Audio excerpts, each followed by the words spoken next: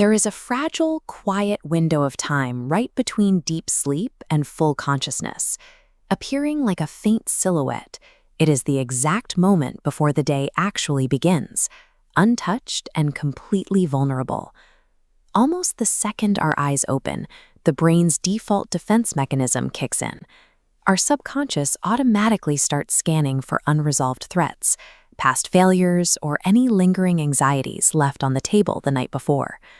Waking up already feeling exhausted happens when we lack a deliberate buffer between the end of a sleep cycle and the immediate recall of past stress.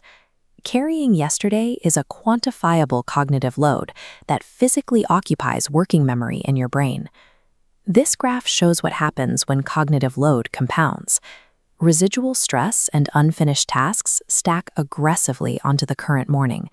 As data compresses, your present capacity is squeezed into a tiny sliver, leaving minimal bandwidth for anything new.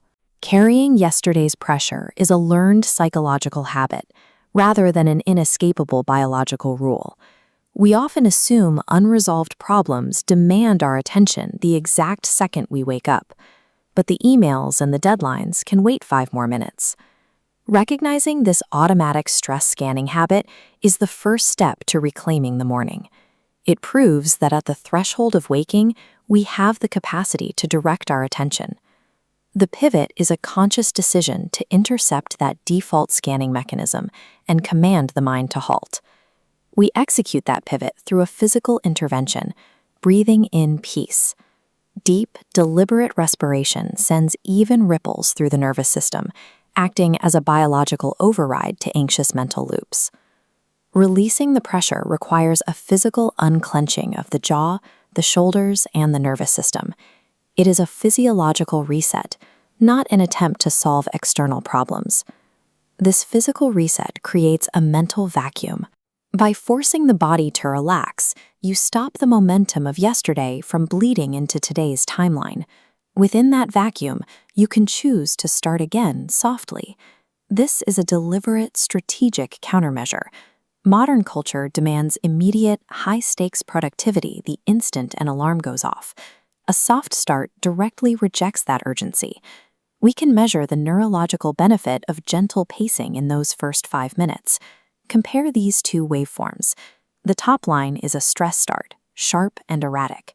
The bottom line is a soft start, smoothing into rhythmic sine waves. Expanding into a solid boundary, it acts as a shield, blocking erratic pressures from penetrating your rhythm. Maintaining this stabilized state allows the morning to function as a fresh beginning. A true mental reset is a structural defense mechanism for your nervous system.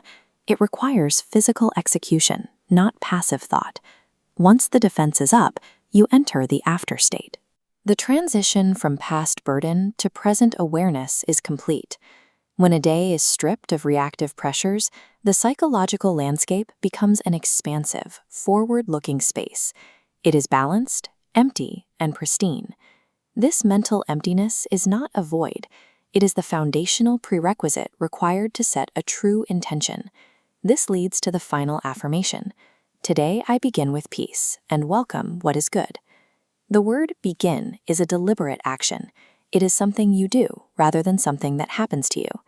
By choosing to welcome what is good, you install an active filter for interpreting upcoming events. You are directing your brain on what data to look for. Inner peace is not an accidental byproduct of a good day. It is a preemptive choice executed at dawn. The miracle of the morning is the recurring opportunity to set aside yesterday's burdens and author a fresh start.